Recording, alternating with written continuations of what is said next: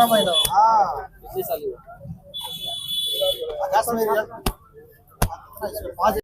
कि चाहे जेपीएससी का मामला हो, चाहे जेएससीसी का मामला हो, चाहे अन्य कोई परीक्षा हो, यहाँ पता नहीं रिजल्ट में इतना देरी क्यों करते हैं।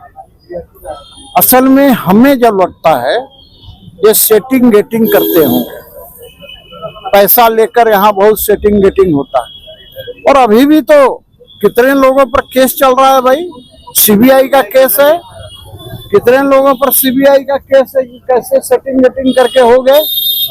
मैं ये कहूँगा, पहले अध्यक्ष नहीं था, मैंने विधानसभा में इस पर मामला उठाया, अध्यक्ष की बहाली हो गई, और जब अध्यक्ष की बहाली हो गई तो भाई रिजल्ट जारी क्यों नहीं कर रहे हो।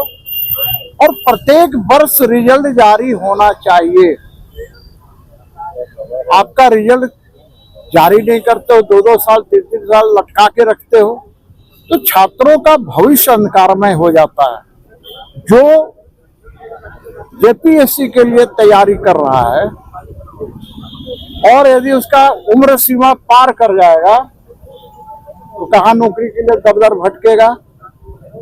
अरे भाई, ये सारे के सारे झारखंडी छात्र छात्राएं हैं, कोई विदेशी नहीं है, और जो विदेशी है उसको बाहर करो, लेकिन इनके भविष्य के साथ खिलवाड़ मत करो। तो मैं आपके माध्यम से जेपीएससी के अध्यक्ष एल ख्यांगते जी से आग्रह करूंगा कि आप इन शांतिपूर्ण छात्र और छात्राएं जो धरना दे रहे हैं, इनकी बातों पर विचार कीजिए। ये कोई हुड़दंगबाजी नहीं कर रहे हैं। अरे आपको देखिए ना, इस धूप में बैठे हुए लोग, आप इनको अंदर बैठाते, पूछते कि भाई क्या दिक्कत है, क्या आपकी समस्या है, आपकी बात को सुनते और समाधान करते। भाई इनकी मांग तो इतना ही है, ये तो नहीं कह रहे कि हमको पास कर दो, ये तो कह रहे रिजल्ट जारी करो, सिर्फ रिजल्ट जारी करो। रिजल्ट जारी करने में भी ये दिक्कत, तो क्या मामला है। और सरकार के कानों पर जू नहीं रखती। ये अधिकारियों और सत्ता पक्ष का ये भी कहना है कि छात्रों का आंदोलन में विपक्ष का जो साथ मिलता है, कहीं ना कहीं बीजेपी का साजिश भी। अरे भैया एक बात बताओ ना, ये कोई बीजेपी के कार्यकर्ता है क्या? बड़े मूर्खाधिराज लोग हैं। मैंने कहा ना अभी कि जिसको जेपीएससी का full form Jharkhand public service commission नहीं आता है बोलने, ऐसे ही तो मंत्री बन के बैठे हैं ना। तो मैं ये कहूंगा कि मैं रांची का विधायक हूँ और रांची विधानसभा अंतर्गत कोई धरना प्रदर्शन जुलूस होता है तो मुझे बुलाते हैं, मैं जाता हूँ। हमसे आकर मिले थे और धरना पर आने के लिए आग्रह किया था, तब मैं आया हूँ।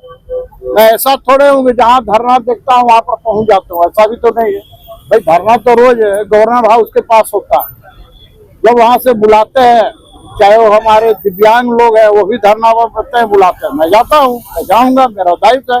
मोराबादी मैदान में कोई कार्यक्रम होता है, हमको बुलाते हैं, मैं जाता हूँ, हर जगह जाता हूँ। और सीपी सिंह तो उस शख्स का नाम है, यदि कोई जहन्नुम में भी बुलाए तो जहन्नुम में भी जाने के लिए तैयार बैठा रहा है, सीधी सी बात। सर, छात्र अब अनिश्चितकालीन भूख हड़ताल पे आ गया है, अब क्या? मैं देखिए, मैंने आग्रह किया है भैया, ये मेरा कर्तव्य है और स्वाभाविक रूप से ये अभी छात्र ही तो है, और मैं उस दृष्टि से देखूं तो हमारे बाल बच्चे के समान हैं। तो मैं यही कहूंगा कि भैया आमरण अनशन और अनिश्चितकालीन धरना दो, लेकिन खा पी के धरना दो। जो खाओ, दुए को रोटी खाओ, सूखा रोटी खाओ, लेकिन खा पी के धरना दो। क्योंकि ये सरकार गूंगी सरकार है, बहरी सरकार है, इसलिए मैं कहूंगा धरना देना है धरना दो, लेकिन खा पी करके दो, बिना खाए हुए मत दो। और अनिश्चितकालीन आमरण अनशन तो कम से कम करो ही मत। छात्रों के मामले में विपक्ष का क्या रुख होगा सर? अरे विपक्ष का क्या रुख है भैया, आपके सामने विपक्ष का विधायक यहाँ है, मुझे क्या रुख होगा।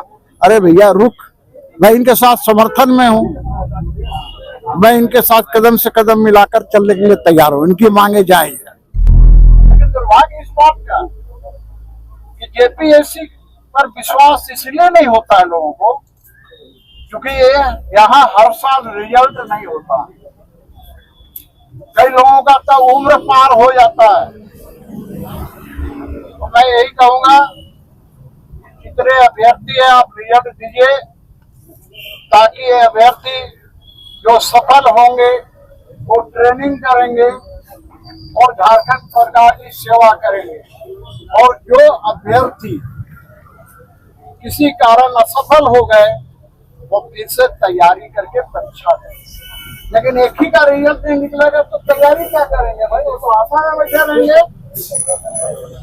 तो मैं अंत में एक बात करते हुए आप लोगों, रख हौसला वो मंजर भी मिलेगा, रख हौसला वो मंजर भी मिलेगा, प्यासे के पास चलकर समुंदर भी आएगा, थक कर न बैठ वो मंजिल के राही, मंजिल भी मिलेगी और मिलने का मजा भी।